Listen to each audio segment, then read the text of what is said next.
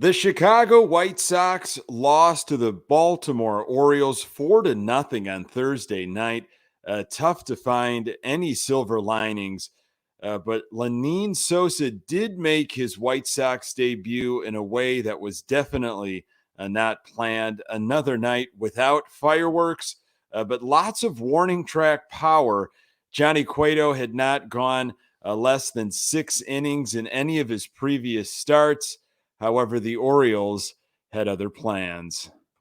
You are Locked On White Sox, your daily Chicago White Sox podcast. Part of the Locked On Podcast Network, your team every day.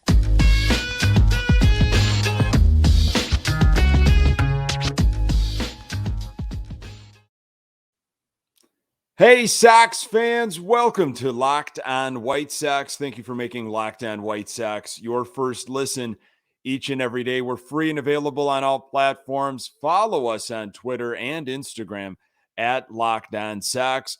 Also, subscribe to our YouTube channel. Just search Locked On White Sox. Today's episode is brought to you by Blue Nile. Make your moment sparkle with jewelry from BlueNile.com. And Locked On Sports listeners get $50 off purchases of $500 or more using code LOCKED ON. Hey, I'm your host, Nick Morawski, a lifelong diehard Chicago White Sox fan, recording this podcast just blocks from the ballpark in beautiful Bridgeport. You can find me on Twitter at Nick_GGTB. Really appreciate you letting me steal some of your time to talk White Sox. Locked On White Sox is part of the Locked On Podcast Network, your team every day.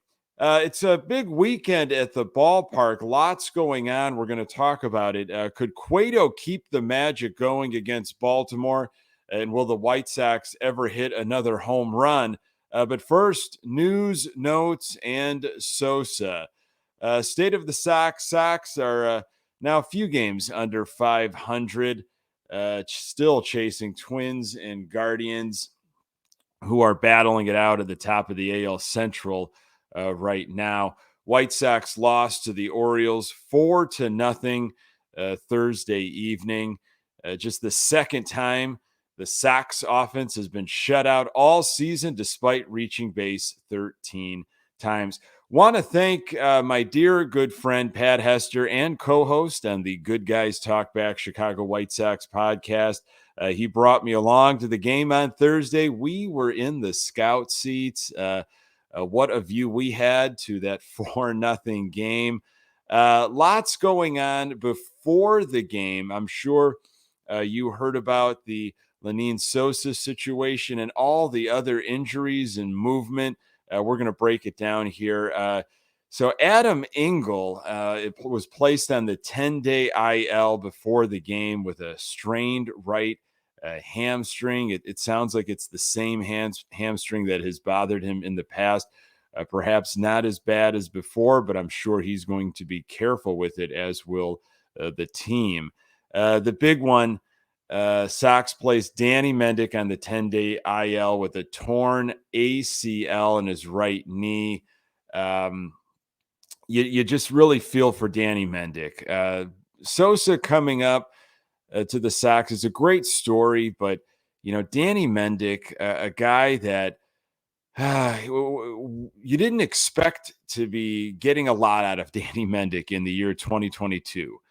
You didn't think you'd be holding your breath for good news when he collided knees with Adam Hazley, because it was Danny Mendick. But he has been playing so well, filling in for Tim Anderson. He's been playing all over the infield, in 31 games, 97 at-bats, slashing 289, 343, 443 with three home runs and 15 RBIs. You just wonder, will he ever have this opportunity again?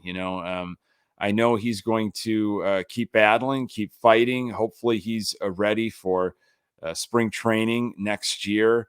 But it's just a real shame that it had to happen the way it happened, with just lack of communication. Two guys running for the ball. They haven't played, together a lot. And that was the end result. I was just, randomly thinking, and this, it doesn't really mean a ton, but, if Danny Mendick would have slid over to second base when Tim Anderson returned, like a lot of us anticipated was going to happen, there would have been no collision because Mendick would have been at second base. And, maybe Lurie's playing short, maybe Harrison plays short if Tim Anderson really needed that day off. But then Harrison would have never been the hero because he might not have been playing second base in those games against the Blue Jays. Sosa never gets called up. It's your mind really wanders if you go down that rabbit hole. But it's just a shame. Danny Mendick really provided a lot for the Sox over the last month and a half or so, a couple months. Real spark plug. This was according to James Fegan. Danny Mendick said his goal is to be back for spring training 2023. His surgery isn't set yet, but he said there's no damage to his MCL. He's not second guessing anything about the collision. Danny Mendick said, "I'm an aggressive player. Hazley's an aggressive player." And there you have it. White Sox recalled Gavin Sheets. He played on Thursday. Tony La Russa was itching to get Gavin Sheets in that lineup, and he did play. And the White Sox, of course, selected the contract of Lenyn Sosa from AA Birmingham. And, I felt like maybe we were out of the woods, with all of the, prospects coming up and can't wait to see this guy. And the visions of 2017, 2018, when you had guys coming up making their debuts. And of course, the Sosa thing doesn't compare to Moncada or Robert or some of these other guys. But it's kind of odd in the year 2022 with everything that's happening with the Sox. We're back to kind of getting excited to see prospects. But everything we've heard, of course, having Dan Victor on the podcast a couple weeks ago and Ian Eskridge, and they're talking extremely highly about Lenyn Sosa. So we'll talk a little bit about his performance on Thursday because he got into the game in a way he did not think he would get in. The Sox also transferred Eloy Jimenez to the 60-day IL.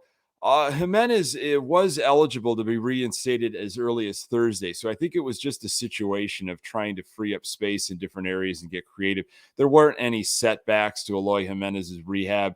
It was just a move that was needed to be made to kind of create some space. There was no Robert in the lineup on Thursday. Abreu was at DH, so no days off for this guy. It is going to be tough to pull him out of the lineup. Garcia was in center field, and no Sosa. So Lenyn Sosa did not start, which was kind of odd. A lot of fans, especially on social media, wondering what's the point of bringing this guy up if you're not going to start him.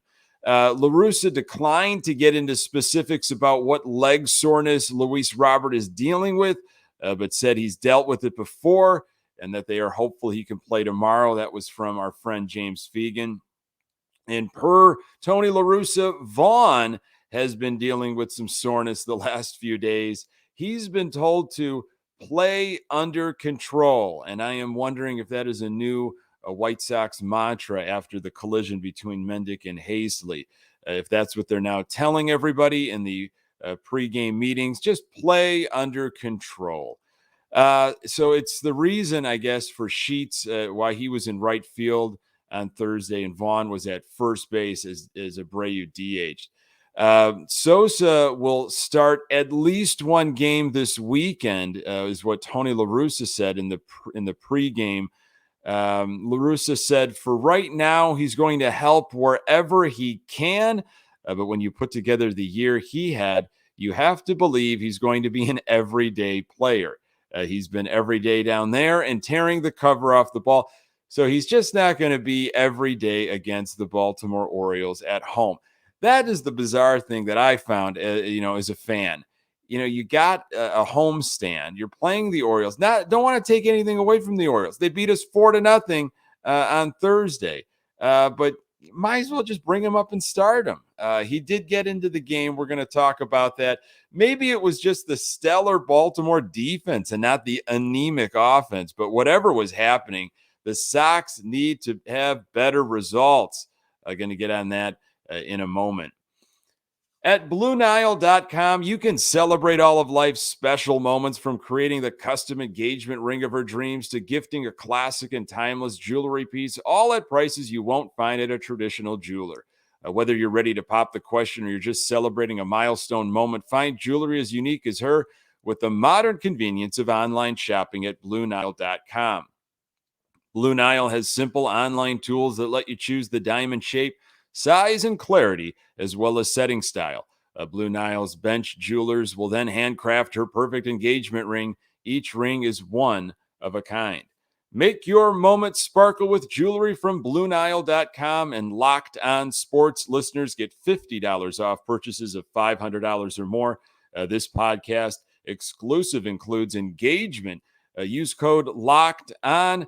That's code Locked On. Plus, every order is insured, ships free, and arrives in discreet packaging that won't give away what's inside. Shop stress-free and find your forever piece. Go to BlueNile.com today. Hey, BetOnline.net is your number one source for all your betting needs and sports info. Find all the latest sports developments, league reviews, and news, including this year's NHL playoffs and Major League Baseball. BetOnline is your continued source for all your sporting wagering information, including live betting, esports, and scores. And BetOnline.net remains the best spot for all your sports scores, podcasts, and news this season. BetOnline.net is the fastest and easiest way to check in on all your favorite sports and events, including MMA, boxing, and golf. Head to the website today or use your mobile device to learn more about the trends in action. BetOnline, where the game starts. So, hey, let's talk offense. There wasn't really much of it, although the Sox did have 13 base runners, but could not muster anything across home plate. You got to really, give all the credit to Baltimore and their defense. We're going to get into that here. Sox had 4 hits after the third inning. Zavala with a double, and Pollock with a shot to the warning track, which was really the theme of the night. Those were the biggest highlights, which isn't saying much. After the third inning. Fourth inning, Sheets with a double. Garcia with a 2-out base hit. Sheets is chugging around the bases. Super Joe McEwing sends him. Gavin Sheets is out by 15 feet. I don't know about you. Did you like the call? I could not stand the call. Sitting in my cushy scout seat, saw the whole thing unfold in front of me. Now, it was 2-0 Orioles at this point, and Joe McEwing has gotten a real reputation of getting very aggressive, and it almost feels like sometimes he doesn't think our offense has it that night, and he's trying to just squeak a run. And it just didn't feel like that was the time. You got Zavala on deck. He already had a double on the night. Seemed like an unnecessary, way too aggressive call in my mind. Bottom of the fifth, Harrison was hit by a pitch. And boy, he caught one right on the, right tendon.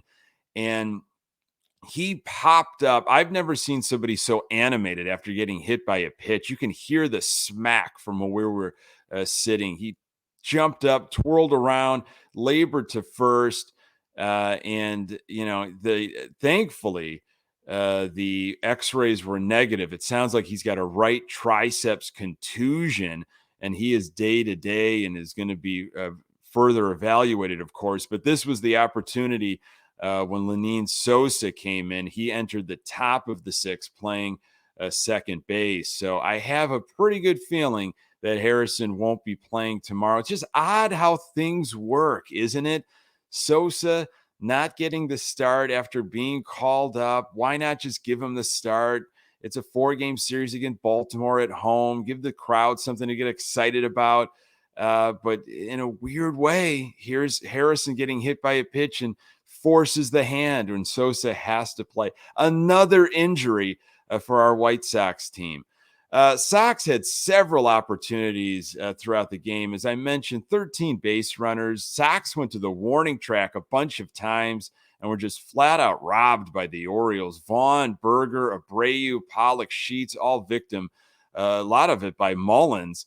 Sox had something going in the ninth with a couple guys on. Sosa had a 10-pitch walk that got a ton of love in the postgame show. It reminded me of Yoán Moncada's debut several years ago. I was at that game as well, and he got a standing ovation because he walked. That's kind of what the vibe was with this Sosa at bat in the ninth.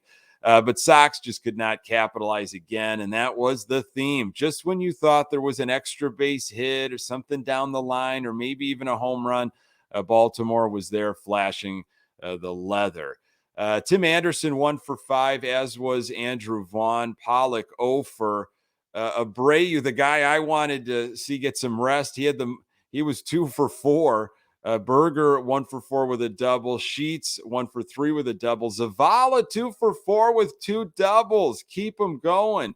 Garcia 1 for 3 playing center field. Harrison 0 for 1, and then Sosa replaced him in the 6th. He was 0 for 1. Had a strikeout and had that brilliant 10-pitch walk in the 9th. Final line for our Sox: 0 runs, 9 hits, 3 extra base hits. They're just 3 doubles. 0 home runs. That's 3 straight games without a home run. Sox have not hit a home run since Monday's win against the Blue Jays. That was Robert in the 7th. Sox had 10 strikeouts and 3 walks Thursday night. They were 1 for 9 with runners in scoring position. Give credit to Dan Kramer. He didn't really pitch terribly deep in the game, but he kept White Sox hitters off balance for sure. Dan Kramer went 5 2/3 innings, 7 hits, 0 earned runs, a walk, 4 strikeouts, and his ERA sits at 1.71. He threw 93 pitches for the Orioles. Our guy, Johnny Cueto, he was serviceable. And hopefully Kopech can have better run support. And how early is too early to get in line for the Eloy Robert bobblehead? Going to be talking about that in a moment. As the sun comes out and small businesses are back in business, LinkedIn Jobs makes it easier to grow your team. LinkedIn Jobs helps you find the people you want to interview faster and for free. Create a free job post in minutes on LinkedIn Jobs to reach your network and beyond to the world's largest professional network of over 810 million people. Then add your job in the purple hashtag hiring frame to your LinkedIn profile to spread the word that you're hiring so your network can help you find the right people to hire. Simple tools like screening questions make it easy to focus on candidates with just the right skills and experience so you can quickly prioritize who you'd like to interview and hire. It's why small businesses rate LinkedIn Jobs #1 in delivering quality hires versus leading competitors. LinkedIn Jobs helps you find the candidates you want to talk to faster. Did you know every week nearly 40 million job seekers visit LinkedIn? Post your job for free at linkedin.com/LockedOnMLB. That's linkedin.com/LockedOnMLB to post your job for free. Terms and conditions apply. So let's talk a little pitching and a little bit of defense. The Sox throwing the leather around and making some throws in the 3rd. What a play. Mancini for Baltimore hit a double to left field. Pollock relays to Tim Anderson, who throws it on the money to Zavala, who was able to hold the ball, which is, something we haven't seen other catchers do. Grandal. But Zavala with a sweep tag to Mullins at home. It was reviewed and the play stood. Just an outstanding play. Sox have had a lot of problems hitting the cutoff man, believe it or not. It was nice to see it finally being done right. Cueto had 4 strikeouts after 3 innings, 56 pitches. Felt like he was in a pretty good groove. And then in the 4th, Mountcastle got to Cueto. Garcia made an error in center field, and Mountcastle ended up at 3rd. The error didn't really matter because 1 out, Rutschman hit a bomb to the right field seats, 2-0 Baltimore. Cueto allowed some more traffic on the base paths during the 6th and was pulled in favor of Lopez. Cueto's final line: 5 in 1 inning, 7 hits, 3 earned runs, a walk, 7 strikeouts, and a home run. His ERA sits at 3.19. Cueto threw 104 pitches Thursday night. First time Johnny Cueto did not go at least 6 innings this year. Lopez, Ruiz, and Lambert tried to clean things up in relief. Did a pretty good job. Gave up only 1 run. Cueto was really not bad at all. I mean, made a mistake to Cody Rutschman, who had 3 RBIs in the game. In the post game, that was said that much by Frank, Gordon, and Chuck, talking about Cueto, tipping their cap to him.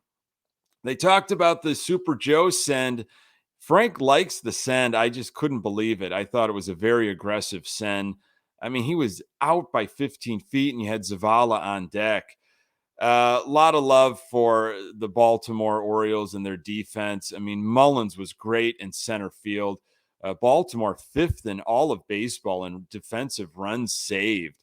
In the post-game interview, Tony La Russa gave a lot of love and praise to Sosa for his walk. Visions of Moncada walking his debut. That's what I say.